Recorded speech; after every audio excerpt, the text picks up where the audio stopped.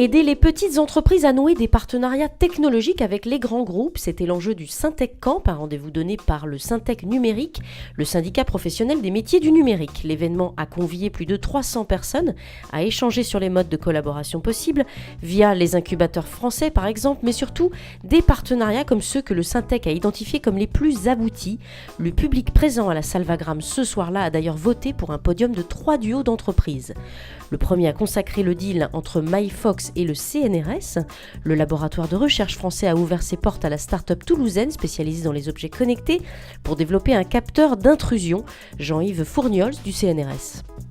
Je pense que ça vient couronner un petit peu le travail des investissements, les sacrifices, tout ce développement qui a été construit depuis 8 ans en partenariat avec des capitaines d'industrie qui ont su venir rencontrer le CNRS pour poser une question et dans laquelle nous on a essayé de mettre en œuvre nos connaissances, notre volonté, notre perspicacité. Et ensuite, l'aventure a permis de créer une société qui maintenant est une PME de plus de 35 personnes. Donc l'aventure est belle et ce soir, un prix ça fait toujours plaisir à le recevoir. Deuxième duo récompensé, Apila et Renault. La start-up qui édite une plateforme en ligne pour trouver une place de stationnement a en effet signé un deal avec le constructeur français et Paris Région Lab pour être hébergé au sein de l'incubateur Mobilité Connectée.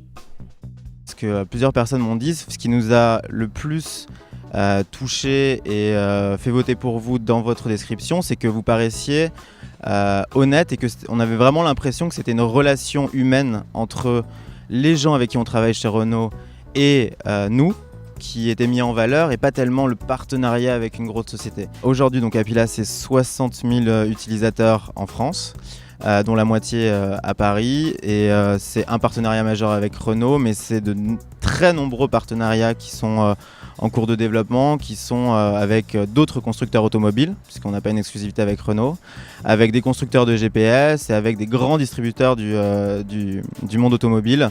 Et surtout, une nouvelle version à venir très très bientôt qui va complètement révolutionner la façon dont les automobilistes se déplacent dans les grandes villes. Troisième et dernier duo, Numergy et Satellis, qui ont noué un accord sur une solution SaaS de supervision de machines virtuelles développée par la start-up Satellis, alors que Numergy, présenté comme la centrale de production d'énergie numérique française, lui a ouvert son réseau de partenaires. On est très très content. Très content, c'est aussi la reconnaissance du Syntec, du partenariat qu'on a réalisé avec Numergy, un partenariat qui a pris naissance au Syntec, donc la boucle est bouclée ce soir. On a travaillé très rapidement pendant 3 mois à intégrer nos technologies de part et d'autre pour formaliser aujourd'hui un partenariat qui prend tout son sens pour adresser le marché des infogéreurs et derrière les clients finaux sur un marché qui est très actif. Un partenariat, c'est avant tout un investissement et les hommes sont le facteur qui s'investit le plus. Donc voilà, donc il ne faut pas compter, il faut s'investir, il faut se retrousser les manches. Et il faut être très focus sur des résultats plutôt que savoir qui fait quoi, comment, qui paye quoi, etc. Mais au-delà de ces bons exemples, la tâche reste encore grande pour créer les bonnes conditions d'une collaboration fructueuse entre industrie et économie d'avenir, un sentiment exprimé par Bruno Vendry, président du collège éditeur du Syntec Numérique. En fait, on a l'impression que les startups et les grands groupes se regardent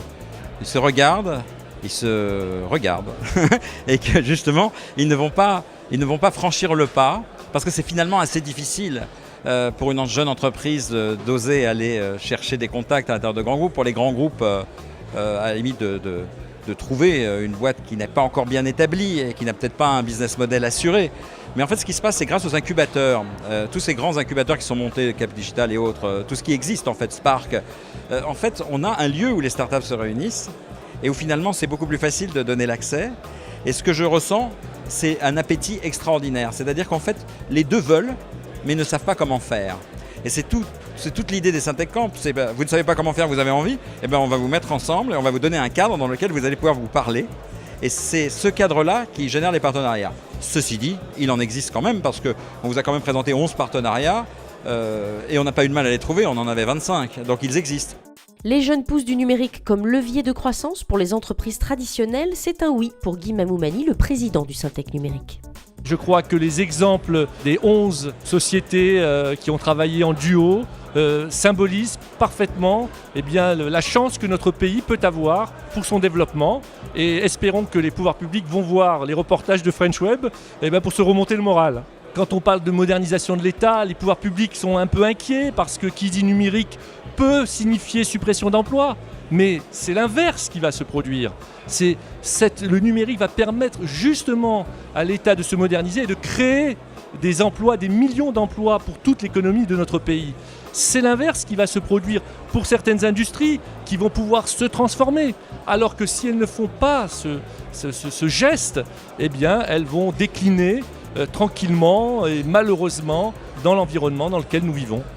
Le Syntec Camp a par ailleurs fait ressortir un chiffre inquiétant par la voix de Pierre Pellouzet, le médiateur interentreprise récemment nommé, et qui fait état de 13 milliards d'euros absents des caisses des petites entreprises dus au retard de paiement.